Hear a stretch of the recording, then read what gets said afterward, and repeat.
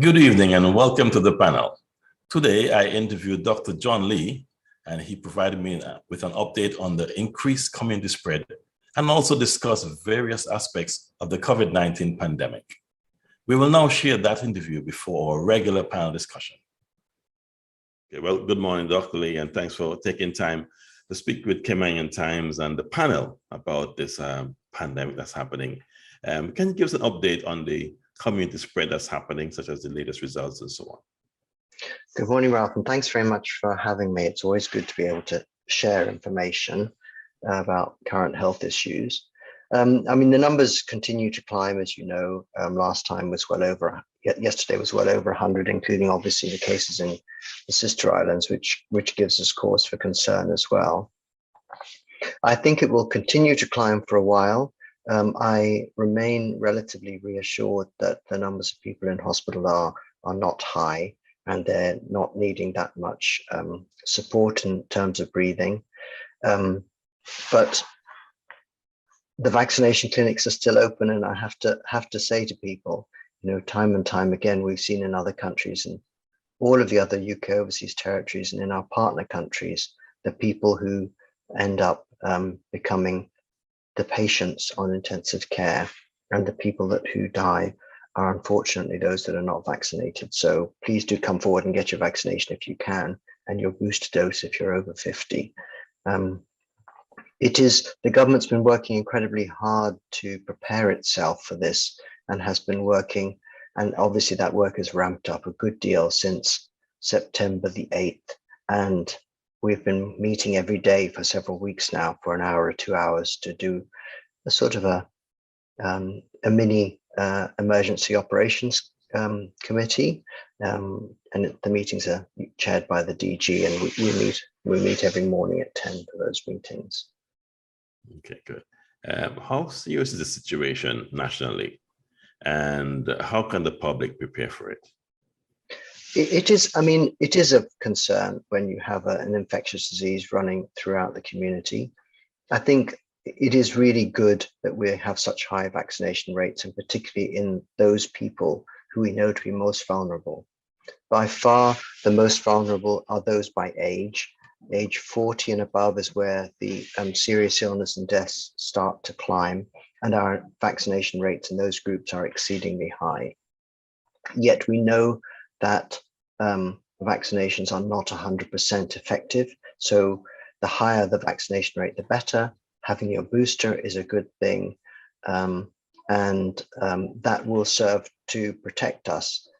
It's such an infectious variant, this Delta variant, that we, as I mentioned the other day, we can't put the genie back in the bottle, or the horse is bolted after the gate's been open, and that's it. The infection is out there. We're not going to be able to stop it going through the community. We certainly don't have much community in protection like some other countries do have. But as these different variants cycle through, that's where a lot of these waves come from, because people's own innate immunity wanes, it drops off. And also with the different variants, it's not as good with different variants. So this is probably the cycle for some 2 to 3 years to come, that we have these cycles of infection that spread through. We will get more used to it. I know it's a frightening thought for us at the minute, because we've had such a calm period before this storm, but we will cycle through it. The sun will continue to rise in the morning, and we must go on and continue to enjoy our lives and do the things that we like to do with the people that we love. Like in disaster, I think one of the ways to deal with it is to be prepared and be calm. What calming words can you give to the society, the community? I think it's most reassuring. Nothing has changed in this regard, that the large majority of people will have either very few symptoms or mild symptoms, a fever, a cough, sore throat, perhaps some upset tummy, some aches and pains in the joints. But then after some days, it will pass and they'll feel better, like with any virus. So they need to take paracetamol, keep well hydrated, and seek advice if they need to, but many people won't need to seek advice, because they will understand the symptoms of being that of a virus. It's just another virus. and they will come through the other end and they'll say, oh gosh, that's finished with. I've got a lot of friends who've had the virus in the UK, for example, and actually in the US as well, and they've just had, that's been their experience.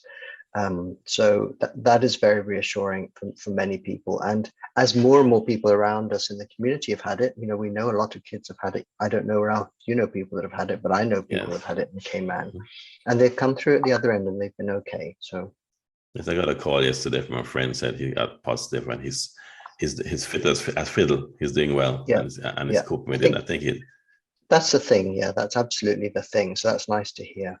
And his fear level has actually gone down. And so what I recommend is that people take care of yourself. Do the thing that you normally do for the flu. Take your vitamins.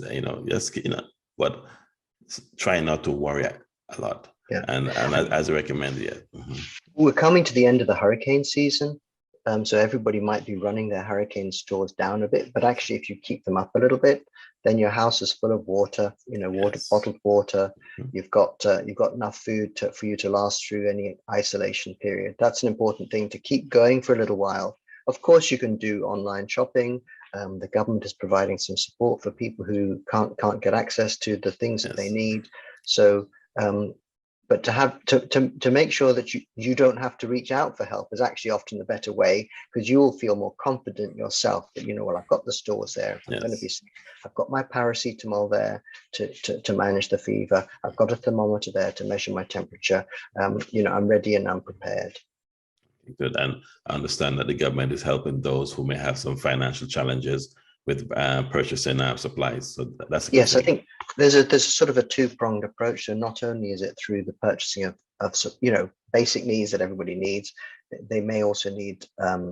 You should also remember to keep a 2-week stock of or at least 2-week stock, if not a bit more, of your medications, if you're on any medications. Yes. But then also they're introducing a stipend so that if your employer is not able to support you, or for some other reason you need some financial support, then that is there. And obviously the fact that your utilities companies shouldn't cut you off during that period, that's a good thing. Minister Turner mentioned it, and I've mentioned it as well, and I think the HSA have sent out a press release today. So for some people, when you are asked to isolate, when you receive a positive test, you need to wait for a letter. Well, now the positive test results are going to come automatically from the different organizations. And on that letter, it will say, this is your evidence of infection and your request to isolate. So you can actually, use that email. So do make sure the email address you give is a good one, because that will be your evidence of the request to isolate. So you'll be able to share this with anybody that needs it. Okay, very good. Okay, let's move on to the lateral flow test. Is the lateral flow test now recommended for all households? Yes, if you can get hold of them. So that's currently the issue. We're ramping up. So I think some people have got some stock in and then they've run out. They're on my shopping list for my home as well. I haven't yet tried to buy any, so you might know how easy it is to get them. But yes, I think it should be in everybody's home list. So just to use it as a description, if you're going to visit an older relative or somebody you know has got medical problems, you can just do a lateral flow test before you go and see them. Or if you're about to go to a big party, I'm for some reason, I'm going to have a party in December. I think it's my birthday in December. Okay. So I'm going to do a party, and I'm going to say to people who are coming, there's maybe 20 or less people probably going on a boat. Please do a lateral flow test before, on the morning of the party, to make sure that everybody can enjoy themselves, because we know that, we're a bit more secure if we've had that done. Obviously, if you're vaccinated, that's a good thing. But you can do that to be safe.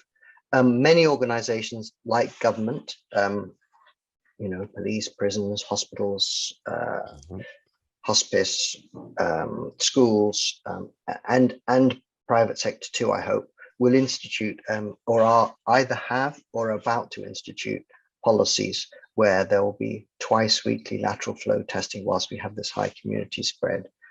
The UK Health Security Agency have advised that twice weekly is the best frequency to do this. So Monday, Thursday, or Tuesday, Friday, you do the test. It doesn't really matter where you do it. You do the test. make sure you follow the instructions, because you need to, if you imagine that, you know, when you've had your PCR, I don't know if you've had a PCR, Ralph, but it goes really deep into the back of the nose and it gets a really good sample. This one is just up here. You may have seen the video of me doing it. But you really, I mean, I twiddle my thing about up in the nose for a good long while to make sure I've got a good old specimen, because I want a decent result. Yes. You can do it for much longer than the instructions say in order to get a good result. Yes. I want to know if I'm positive, because I want to make sure I don't pass anything on. So don't just go boop boop. That's it. Follow the instructions, and then you can use that to know if you're positive. If you are positive, you've probably heard about the pingdemic in the United Kingdom, where all these apps were pinging and there was nobody to go to work anymore because everybody had been pinged. Yes. So the lateral flow should enable us to still continue to work, because if you are vaccinated and let's say your kids been returned a positive test, but you've been vaccinated, you haven't returned a positive test, you will still be able to go to work, provided you agree to do daily lateral flow tests and check that you are negative, because it's not a certainty that somebody in the household will get infection. This so-called secondary attack rate is not 100%. It's less than 50%, the secondary attack rate. So it will enable people to continue to work much better. And so workforces are not decimated. Okay. Because that was one of my questions later on. Thank you for answering it in advance. So what we're saying is that the regular grocery lists for every household should include lateral flow tests, because going forward, that's what's going to allow us to be able to continue to work and identify whether we're positive or negative. Absolutely right. Yes. And I would hope that many big employers, or any employer really, might say, actually, as a support to making sure our business continues, we're going to provide you with the lateral flows. So, for example, government admin are providing them for civil service. So that's an example of a big employer doing what I believe to be the right thing. And you can imagine that although one employee may come off being positive, if you're able to remove that person early on, then they're much less likely to spread it. So you're much more likely to keep your business going by supporting this program in a small way. And with the return of the tourists, I mean, businesses are going to get busier as well. So we really need to keep an eye on making sure our business continuity plans are sound. Okay, very well. Okay, what is the future? Oh, sorry, before we get to PCR tests, what do I do if my lateral flow test says I'm positive? Yeah, so if that's the case, there is a reporting system which will be announced. It's virtually ready, so it's there. And you'll be able to go to it and on the website and put in your, name, contact details, and so on. And that will send an automatic message to public health. In any event, you should treat it as if you've got you're positive. You are positive basically at that time. These lateral flow tests are quite sensitive and specific. So that is the evidence that you've got SARS-CoV-2. And you'd need to isolate for 10 days if you're vaccinated, 14 days if you're not vaccinated. Sometime within the next 72 hours of receiving that lateral flow positive result, you should be contacted by public health. But I'm sure, Ralph, you'll know, just as other people have known, that with the hundreds of people that are being positive, public health have fallen behind in being able to call somebody within the first 24 hours, which is why we're setting up these automatic systems in order to advise you of a PCR test, and why we are extending the period of time when public health is likely to call you to 72 hours instead of 24 hours. But it doesn't really change what you need to do. What you need to do is not mix in the public. Right. Very good. Very good. Yes. And we heard some of those complaints, and I was happy to see the press release that came out recently regarding how it's done. And that's it. But it just shows to show that, the department is on the ball and making changes quickly rather than taking time and addressing the needs. And I think that the community needs to be comfortable with that if there's no crystal ball, but as things are happening and developing, the HSA and the staff are jumping on it right away and fixing to make sure that the community continues to deal with these issues. but it's not just the HSA, as I mentioned, Ralph. It's the whole government is when we sit down for our, like, I don't like to call it a war cabinet, but it's that sort of thing. When we sit down for our team meetings at 10 o'clock every morning, everybody is discussing issues that have been thrown at them from whatever, whether it's a friend or whether all of the feedback that we get is important, and we feed it in, and we portfolio of the civil services, right? You need an extra 5 people here, or how can we help, or can we automate that system? We're thinking about these all the time. How can we automate it, because that makes it happen faster and it's more responsive, and if it needs people, how do we add those people? You probably know now that there's a whole system that if you need groceries or support, there's a whole set of call takers and a whole new system that's been developed specifically for that, because we realized, I can't remember what it was, about 5 weeks ago, that people were in trouble, and they basically didn't have basic essentials. But that system has now been set up and is running and is effective. But it takes a bit of effort, but we do get there, and we listen, and we try to move as fast as we can to fix things. Is that meeting, 10 o'clock meeting, the program board, or is that a task? It is, yeah. It's sort of like a mini program board. So the main program board meets every Thursday. That's today, obviously, normally at between 10 and 12. It had been meeting fortnightly when we had no COVID here, but then it moved up to weekly as we're moving forward towards the reopening. And now it's actually a daily 1 hour call. Yes. Probably slightly less people in that, but it's like a daily call to make sure that get everybody up to date with what's happened in the last 24 hours, and to set the tasks for the next 24 hours. Okay, very good. Okay, let's move on to the PCR test. What is the future for PCR tests? Will they be accepted after December 31st? We're hearing rumors that they may be discontinued. Is that a fact? I had no idea what you're talking about. You may need to help me. Why might they? I don't understand why they might be discontinued after December. No, then there's no plans to discontinue them. But I don't understand why anybody would say that.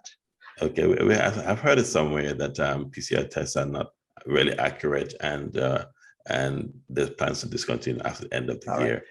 Right. PCR tests are exceedingly accurate. They are the gold standard for detecting the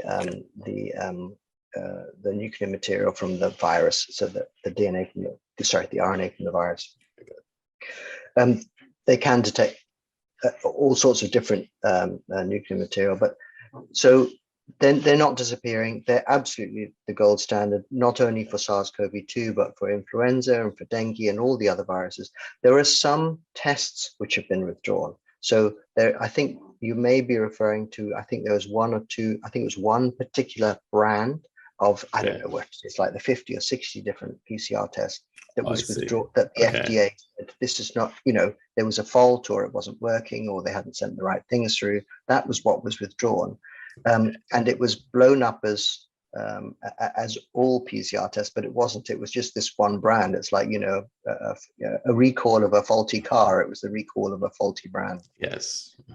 I see. I think there was some mention about maybe a lateral flow test may have the same challenge, but we will not dwell on that topic. Yeah, lateral flow similarly, you need it's really important for the supply chain. So just as supply chains for drugs, we have to be ever so careful that they're coming from a trusted manufacturer. You don't want them putting in, I don't know, I'm going to say things that you're probably aware of there, but we are very careful about our supply chains for drugs. You want to make sure that what it says on the box is what you're getting. They haven't got a half dose instead of a full dose of what it is. They haven't put in things that shouldn't be there. The factory has the right cleanliness standards, all of these things. So supply chains are really important, not only for medications, but also for medical devices and medical equipment. So when we order, we make sure, certainly the government orders it, make sure that it's using trusted supply chains from trusted suppliers. We've heard from Interpol about a lot of fakes. I mean, fakes in all sorts, fakes from drugs related to SARS-CoV, the treatment of COVID disease, the fakes relating to test kits as well. And those have been circulating too, and Interpol have sent us examples of fakes of those. So make sure that you're happy with where you're getting something, that if it's from a pharmacist or a supermarket, their supply chains will be the same that they always use, and they can be trusted. If you're getting it from the man at the street says, well, I can sell it to you for half that price. Just think a little bit before you say, you take it as read, because you may actually, if the test was faulty, you may actually be endangering somebody's life when you never intended to do that. You wanted to do the right thing, but you know. Yes, and I'm happy that we actually mentioned that, because as we'll be using more and more lateral flow tests, we want to make sure that people feel confident in what they're using, and we'll get the best result. Just to go alongside that, to go back to the video that you saw of me doing it, there are also, yes. I'm not trying to promote, I hate looking at myself in videos. There are lots of other like cartoons for kids and all sorts of YouTube stuff you can put in, and it'll show you how to do a good sample for your testing. Yes. Well, I think you're well trusted in the Cayman Islands, and from feedback we got from the ad that we ran, people were very happy that you were coming on to clarify a number of matters. I've been working with you over the last year, and we've had discussions, and definitely you're well respected and knowledgeable of what you're speaking with in relation to the pandemic, and we're happy that you're here to share this information. Before we go, just two more short questions. One is the PCR testing. I think the plan is to have individuals test 72 hours before they travel to the Cayman Islands. Will that be changed to when they arrive? Will everybody be tested when they arrive? Is this when the move to the 20th of November, when there's no quarantine? That's correct. So the plans currently are that you'll continue to do the PCR test. The PCR is the most sensitive. We're still very concerned about our border control, and I'll tell you another reason why we're concerned about the border. That's where the variants can come from. So, if there's a variant, let's say there's a perish the thought, Ralph. I mean, none of us want it. But if there's a variant that we really would prefer not to have on island, we may have to put the biosecurity barriers back up again in order to protect us from it. Just like we did originally, if there's or if there's some other disease that, the fact we have a sea border and an air border means that Cayman can institute very stringent protections, as we have done, should we need to. So that PCR test before you board is important, within 72 hours of you boarding. When people arrive on the 20th, we are still going to be testing them. When we first before there was any variants of concern, we thought, vaccination, that'd be it. We wouldn't have to worry. But now we understand we do need to be concerned, because we need to slow any spread. So we will be asking any visitors coming to the island who do not require to quarantine to do the lateral flow on days 2, 6, and 10. And then after that, they'll be, that's the end. And all of we're going through a process with all of the hotels, all of the people that host guests, so that they know how to support their guests should they test positive, because that's an issue. And we've taken examples from other of our, we've met with other countries around us to see how do they do it. An example, a hotel may reserve 10% of its rooms or a certain wing or a certain floor, so that if people need to quarantine, isolate, that's where they would go to. So yes, we are going to continue to test when people come. It's just they won't need to quarantine, but the testing will continue for a short while until they're integrated in the community. Okay. And the final question in regards to hospitalization, that's our greatest fear, that no one has to go to hospital. And so far, so good. We just understand we have two additional ones in hospital right now. And can you just speak to those briefly, and what treatments are they getting? Can you elaborate on what medication you give them, if there's anything special that they're getting while they're in hospital? There's actually a third now, Ralph. So by the time this goes out in this evening, the public will probably be aware that there's a third admission, again needing minimal oxygen support, not a ventilator or anything, but a minimal support. I know certainly the two from who've been in there for a couple of days, 2-3 days now, are stable. So that's good news. So I don't know the treatments for the individuals concerned, because I'm, but I do know that we have disease-specific medications like remdesivir, and obviously steroids are very widely available. Those we know to be effective. And there are the monoclonal antibodies that people are talking about, like the one Ronapreve that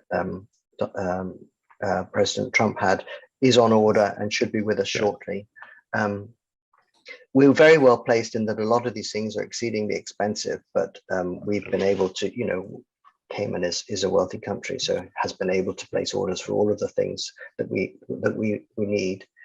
There are also some drugs that are coming along that I'm really excited by. So there are things that should be deployed in primary care, tablets in room temperature, foil wrapped tablets that if you have a known exposure, you'd be able to take for like 5 days and will greatly reduce the risk that you will ever get sick. And those are so-called antivirals. The particular antiviral, I believe there's a couple that are going into trials now, but the manufacturer says they're effective. So you then go to the trials. And I know that the Foreign Commonwealth and Development Office is considering the UK overseas territories in its advance purchase, just like it did advance purchase for the vaccines. It's considering advance purchase. It's considering us when in the advance purchase for this category of drug, which again will be enormously helpful in keeping people out of the hospitals. So that's an exciting thing that we should hear more about, I would think, by about Christmas. Okay, very good. Well, Doc, I want to thank you very much for taking the time out to highlight those things that we asked about. Any final notes for the community as you say goodbye? I never know what to say in these final notes. I feel I talk all the time, but just do take care of yourself. And I can see a lot of people being more sensible about wearing masks and the hand hygiene. In one of the places where I work, there's a positive today.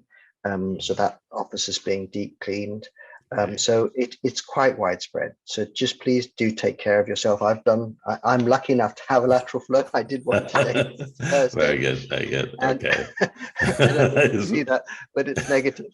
Excellent. So, but do take care of yourselves. The masks and the distancing, the hand hygiene, and being ever so careful with older people. Please do that. Just as I was when I went to visit my parents.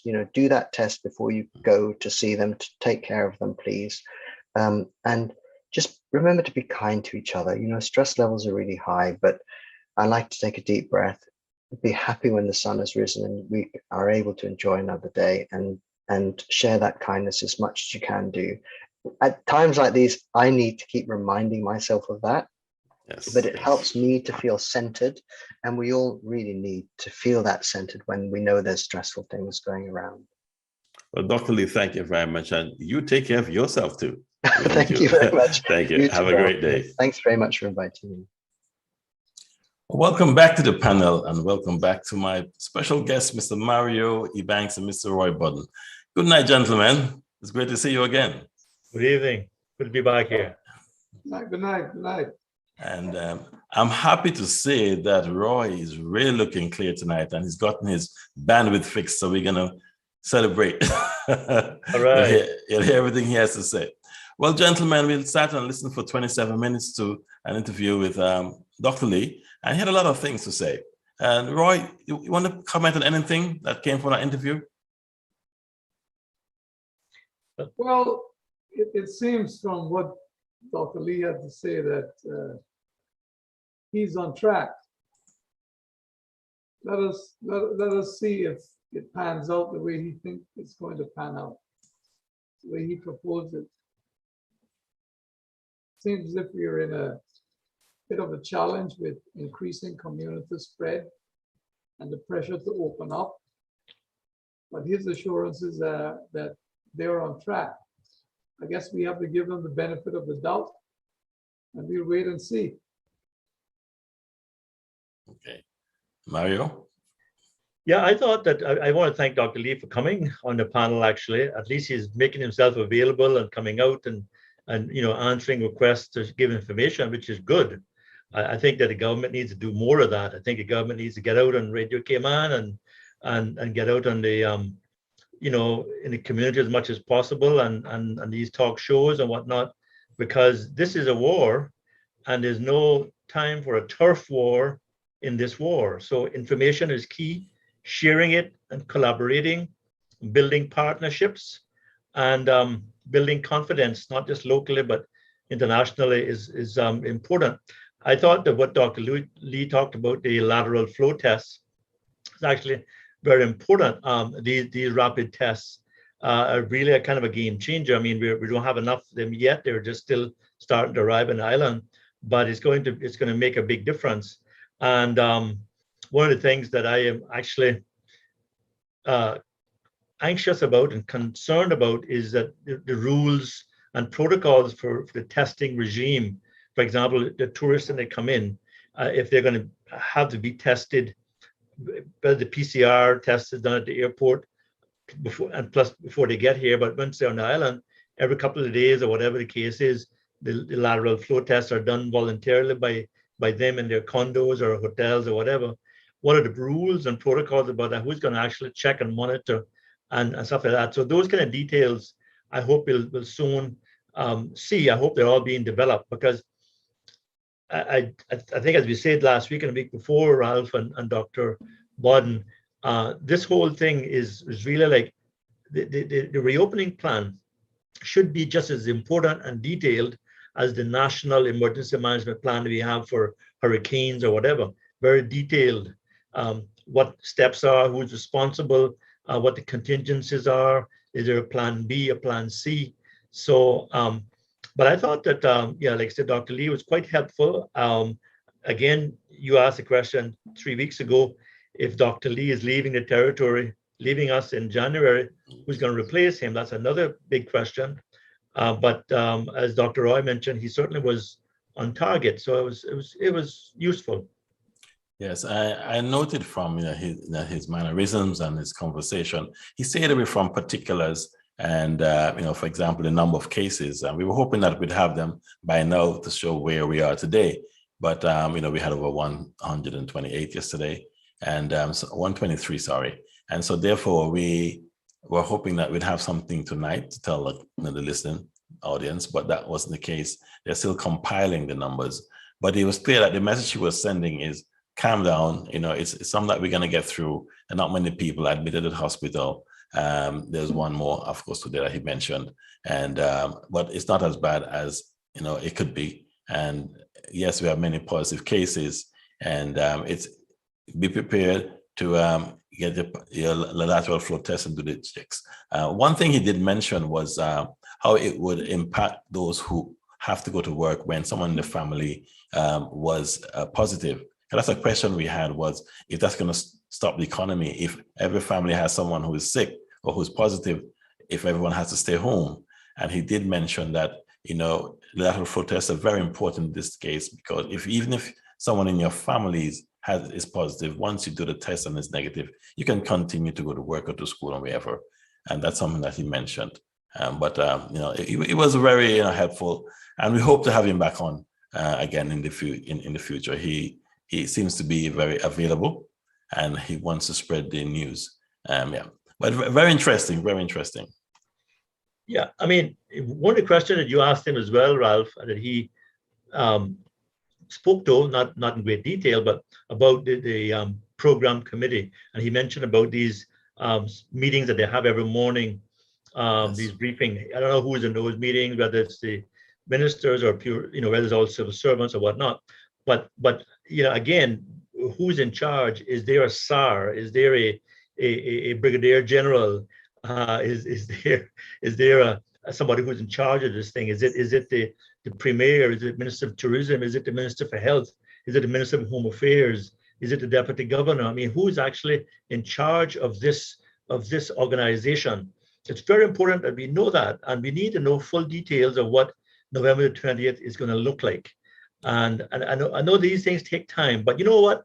As we said in our first panels 5 weeks ago, Ralph and Dr. Roy, it's a good thing that we had that community spread that put the October the 14th thing on pause, because had we marched fully ahead and not have all these plans in place, and then had a spread, my God, we would have been locked down. So it's good that we had that, because we had a test run and we were able to get ourselves together. Yes, but yeah, and that's true. And I do have a name, but I believe, and that's my belief, that we do have a SAR. We'll mention the name sometime later, in the podcast.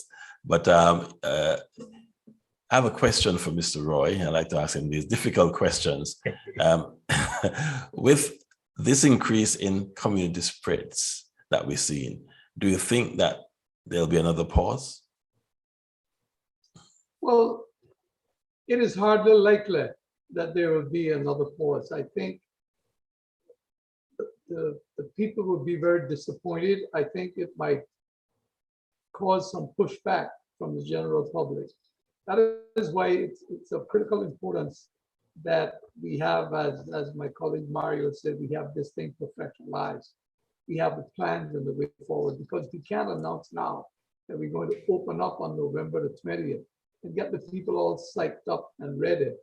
And then 5 days before the opening date, say, oops, we have the pause because we didn't take this contingency into consideration, or we've been overcome by this, we didn't plan for this.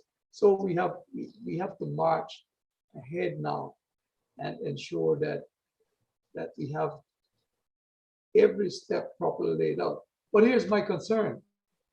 What if we have community spread and we have to have hospitalizations more than we're having at the current stage? What are the plans? Is there, I know some time ago, there was the arrangement, I think the government had reserved the Family Life Center. Is there such a contingency now for going forward? Because when we're opening up, presumably, and we get visitors, if the situation gets out of hand, we could easily become overwhelmed with space to such a point where people coming into our hospitals for other things other than COVID may have to be pushed back, or those things, treatments may have to be postponed. Is any consideration given to that kind of procurement if necessary? The old adage says prevention is better than cure. Are we taking those kinds of things into consideration? Where does the HSA come in on the plans we have going forward? Where does HMCI, hazard management, come in as well? Are they at the table, and are they part of these very detailed plans?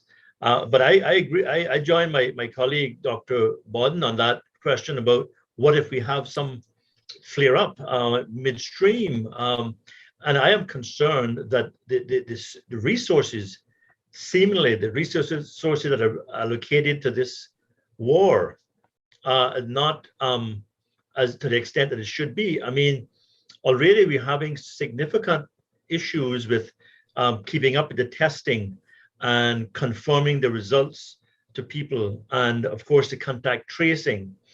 I heard a case on radio came on the other morning where somebody called in to say that they actually went to collect their tests, their PCR test result, and it said positive, and he was handed his result, which said positive, and the person who gave it to him didn't seem to be at all concerned or aware that positive was a bad thing for a PCR test. And this person walked amongst people, and then when he realized that he was positive based on this test, because he frequently got tests apparently because he's a frontline worker, he then called his contacts and said, look, people that he had been in contact with said, go and get tested. And then I guess he made it aware that he was positive. So you have the resources to do all those things, the quarantine, the isolation monitoring. I know people are being, getting food supplies and other supplies again. So we have that. Somebody called me 2 days ago, and they were waiting on a call from HSA for 2 days to try to get their PCR result test. Another person was stressing out because she was waiting for medication from HSA and food delivery from one of the other agencies. So all I'm saying is that there's a lot of things happening. It's going to become more intense in the coming weeks. So we got to get resources and people lined up and marching to the same direction. And in this battle, the battle plan has to be precise, and we have to have the resources. Yes, and it should be, and also it should be trotted out to the general public to reassure the public that the authorities have things under control. Right. Yes. Yeah, Exactly. I agree. I was very happy to hear a date mentioned last week at a press briefing, and it gave me pleasure to hear a date. However, we called for details, and there was not many details. The deputy governor gave a brief outline of what they're doing, but still there was not as much details as we were hoped. What protocols are going to be changed? What regulations are going to be instituted or passed on into the community to deal with these issues? And the lack of details is disturbing. I think the opposition did call today as well about the lack of details. I know that the 20th is a couple of weeks away, but those weeks will go very, very fast. And we're going to be very busy dealing with the increased spread of the community virus, of the virus in the community. But what is needed now is to have that plan and to get some meat on the bones. And the meat should be published where everyone can see it and we can question it and we can understand it, what the meat, how it's going to look. Because without the details, a plan is just a plan. And you have to have a plan that works. And how can you know if the plan is going to work or how it gets feedback if you don't know what the details are? And so, yes, the 20th is probably going to happen, and we're probably going to open the borders. But like Roy said, there are concerns as how are we going to deal with the issues when that happens? How are we going to move forward? You know, how are we going to deal with those tourists that arrive and become positive after 2 days of arriving? Where are they going to go? Who's going to pay for it?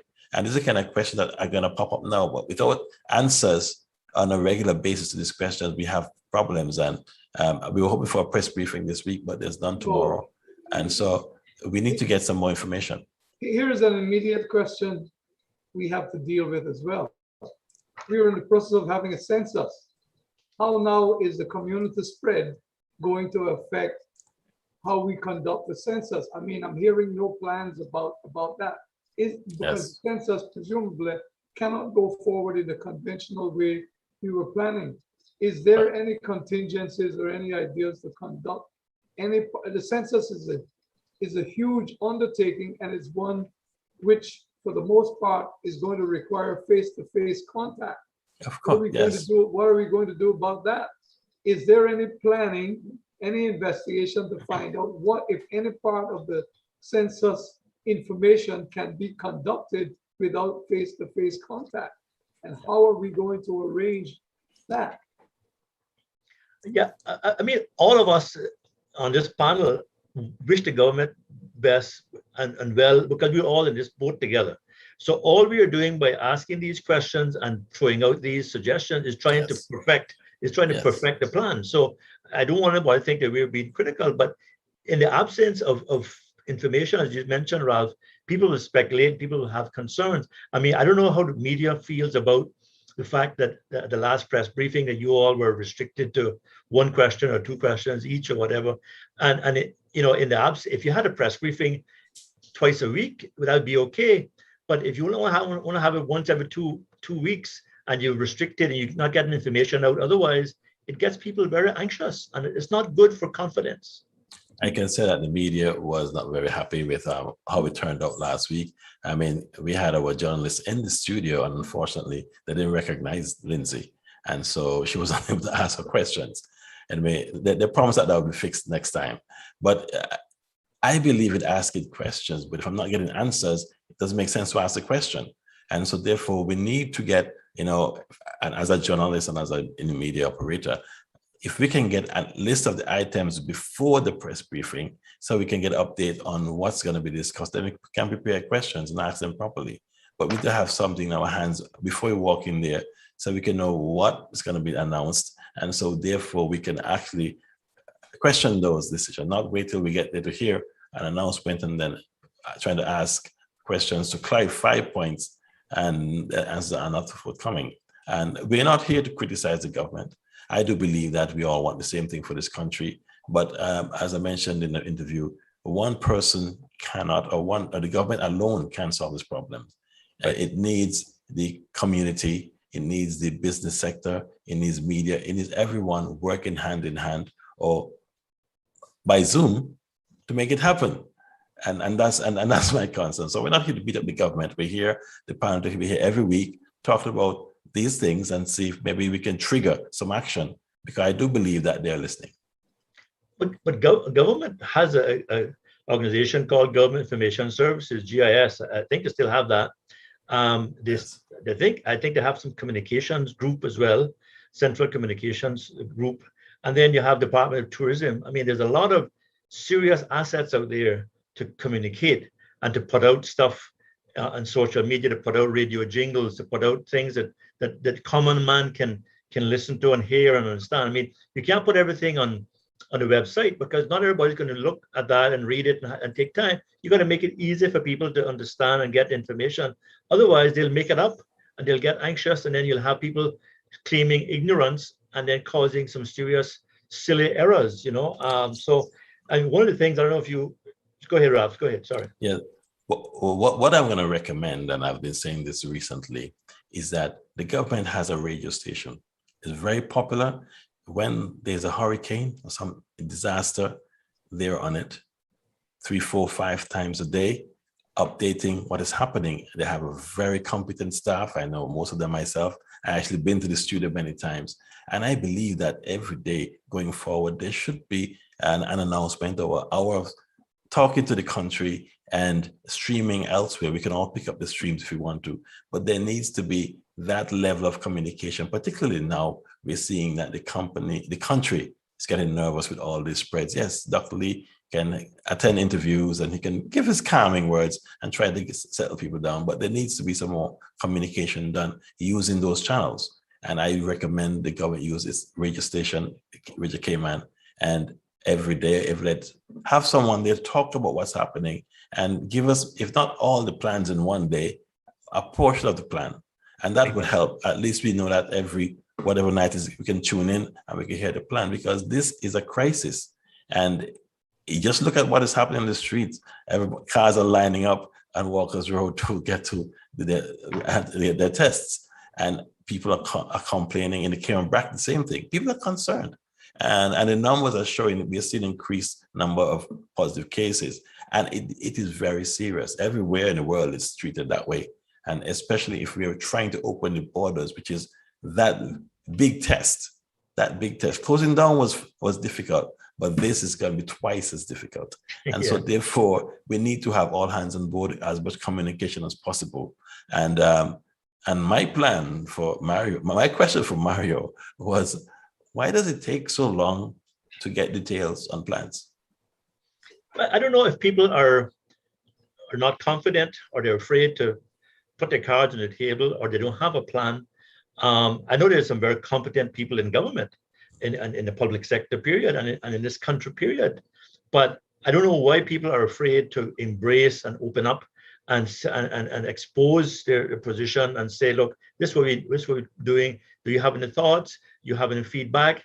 But I don't know if it's a culture, or it is a tactic, or it's just afraid of stating your position. But whatever it is, I think we need to get over it, because we are, like you say, reopening is a serious matter. And we're talking about these, they're talking about maybe not requiring the vaccine certification or verification from the United States visitors, for example. That's a serious thing. What's the alternative? How do we prevent fraud? And so I think we need to look at these things critically. And the other area is enforcement. We've had a number of cases where you had these lapses where the person in Jamaica was allowed to travel, get in Cayman Airways with a positive test, and that hasn't gone to court yet. There's other cases of quarantine breaches that haven't gone to court yet, or no prosecution. And so, you know, Ralph, I don't know how to answer your question. I hope that these guys realize that we're in this together. Nobody is going to try to say, I got you. Let's all just work together. Private sector, public sector, young people, elderly people, communicate and work as a team. This is a war. It takes all of us to win this war. No time for turf wars in this war. I think it would be a mistake to give exemptions as far as the requirement for showing proof of test is concerned. I understand the sensitivity and the whole idea of North America as the source of perhaps the greatest number of tourists. But in this business, you can't give those kinds of blanket exemptions. The risk is too great. So we have to consider something else, some way of expediting the process, but we can't say no. If you're coming from this jurisdiction, we are going to waive your requirement on the basis of that. We know what's going on. No, not in this case. That would not have my support. I think we have to investigate other ways of expediting those people coming in to the country. But we can't. Furthermore, how does that look for the rest of the people from other jurisdictions? I mean, the government is in a position to do whatever they want to do, but the risk to me is too great. Is too great because this is a war, and in wars you don't make certain kinds of exemptions. Agreed. In the last couple of minutes, and so Roy, by the way, we're going to give you a few minutes to mention those names that you were talking about last week in that talent pool and discussion. But because of time and your bandwidth, you were not you were not here clearly. So before we sign off, we're going to allow you to mention. I'm sorry. No, okay. I don't have them tonight. Okay. So next week, please, can you bring them with you? Certainly. Yes. Okay. But back to the reopening. Now we're hearing information that tourists or passengers who were planning to come to the Cayman Islands for vacation have sort of canceled some of their reservations. And so we're getting sort of concerned that the amount of people that were expected to arrive may be dwindling. And for many reasons, the CDC have changed their rating. People are getting concerned with the increase in positive cases. Mario, can you speak to that? Well, the CDC, the Centers for Disease Control, they have downgraded us from level 1 to level 3, which means that that we have community spread. Ralph, I mean, let's face it, we're not going to get back to normal. We're not going to get back to what we knew in 2019 right away. It's going to take a while, right? Just as all those ships are off the California coast trying to unload their cargo because the cargo has been stuck in factories around the world because people couldn't get to work. We're going to have to take a while for all this to unravel, right? So yeah, the numbers are going to be less, but hopefully we can take that time to get quality. We can, as Dr. Roy mentioned, and we mentioned a couple of times, work on our tourism product Cayman. But also I am concerned about something else. It's called slot management. Slot management means that you give the airlines a certain time that they're supposed to come in and leave. So they're all not coming at the same time. Because we can't have 6 or 7 or 8 aircraft at Owen Roberts at one time anymore. So you're going to have to do it where you call slot management. Yes. And that means less numbers, right? So Ralph, we're going to have less numbers. But the thing is to get quality, let's do it right. Let's take our time and let's ramp this thing up gradually, safely and sustainably. But I think people should realize that Cayman has one of the highest rates of vaccination in the world. And people are safe. We have beautiful sun, water and sand, and it's a safe place to come to visit. So they should still come, practice social distancing, and take their medication, their vaccination, and all their other vitamins and minerals and that kind of stuff. I want to say to you gentlemen and to our viewers and listeners that we may want to start to think about things like looking at the bars and nightclubs and indoor dining, and looking at it, maybe even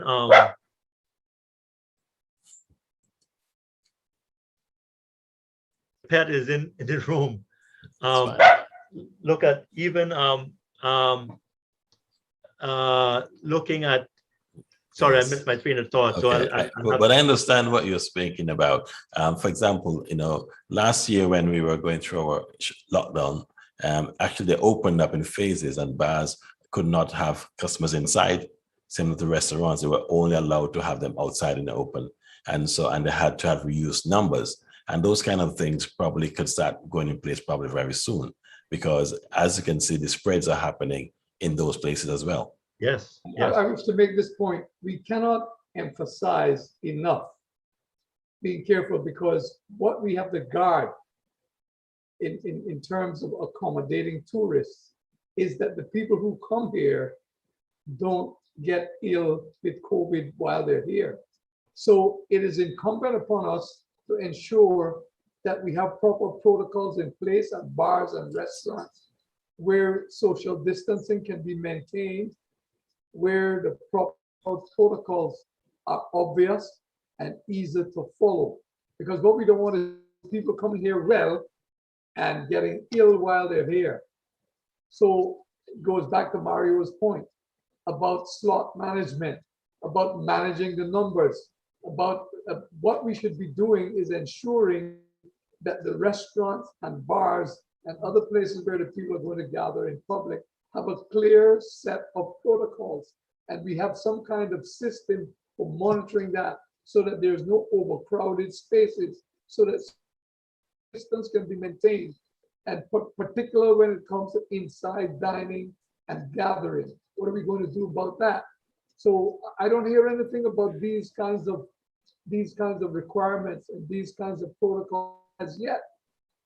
So we need to know all that by November the 20th. Right. I would say before November the 20th, because if I'm going to travel to the Cayman Islands during this time, I want to know as much information as I can about what's going to happen if I travel with my family. And so I'm going to be calling now, say, hey guys, I want to come down on November 21st, but where do I stay? What's going to happen if I get sick? And so therefore, these questions need to be answered now rather than later. On the other hand, what will happen is that, of course, with a slow opening up or a slow travel, a slow amount of passengers coming into the country, we have a time to work out the tweaks. Tweak the system, work out the systems and make sure that they're working fine. And so because of the slow activity, we may have a chance to get it ready by Christmas. And so, maybe that's one of the reasons why we are okay with opening 20th without a full plan in place at this point. And, it's something that we have to discuss, because the questions are popping up. What are we going to do? And we have a training aspect. We have staff that need to be trained. You have to communicate to the staff. We have to have, trial plans where the companies teach their staff and have trial exercises to put this in place. We don't have much time for that. I need to get that in place. Yeah. And I think that sorry about my little puppy there getting involved in the chat. I don't know if she was agreeing or disagreeing, but the thing, like, for example, looking at the supermarkets, whether we should go back to a thing where you have separate days for different different alphabet surnames, whether we should look more at working remotely. All those things you may have to do as a bit of a hybrid until this thing settles down, rather than going full speed ahead and then having to put the brakes on altogether. So those are some other thoughts I wanted to leave with you and our viewers. Well, I see that the deputy governor made up an appearance in the last press briefing, and to me, he was acting like the Tsar, because he's the one in charge of the government's plan of how they're going to execute it. And so I think that's who has been identified as the Tsar, to make sure that it works. And because, of course, he's the deputy governor and he's in charge of the civil service, and we depend on the civil service to do most of the work for us. So maybe that's a good role to have, in charge of this reopening.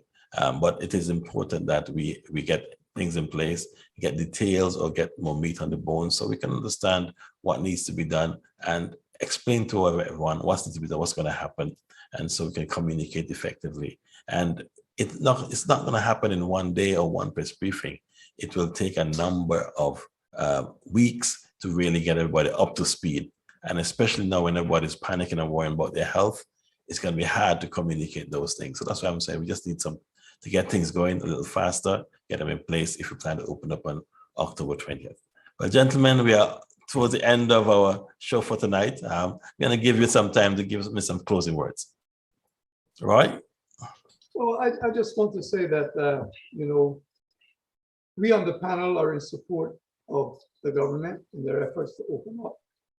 We want to encourage them to have an organization with a clear path and make that path available to the public, because a lot of the success is going to depend on the public's understanding and the public's buy-in and their participation in the protocols. So any observation we offer, and I'm not going to apologize for criticism, because our criticism is constructive rather than destructive. So Right. any opinions that we offer are offered with the view of helping the government to improve, and they are designed to let them build upon what we see as weaknesses and alleviate these weaknesses before crisis time comes. So we wish them well, and we will be watching with a keen interest. Mario? I want to thank Dr. Lee for coming on as well on your behalf, Ralph, and also want to thank all those people on the front lines at health services, those who are doing the testing and tracing and everything else. I mean, there's a big job, and I hope that if Mr. Manson is the star of the reopening plan, that he gets full support and resources, and that he's not set up to fail, and that somebody, the elected arm, is making sure that they're standing there as the person really in charge. But I want to salute tonight, as we close out, the brave fighters in the war against COVID-19. And I also want to thank everybody who's going out there and getting those jabs in their arms, getting the vaccination. That's one of the weapons we have in our arsenal that we can use. It only takes a little prick in your shoulder for 20 seconds, and that's going to be a big help. So thank you all very much. God bless. And I want to thank you, our visitors and listeners, for joining us today. And we know we have a group of people who join in every Thursday, and we thank you very much. Please like our Facebook page to get alerts, and please share this, this broadcast. We want to make it something that everyone tunes into on a Thursday night at 8 p.m. to see what's happening on the panel, because we're here for you, Cayman, and that's why we're here. And stay safe. If you need to get your test done, get it done, but protect yourself and your family. God bless. Good night.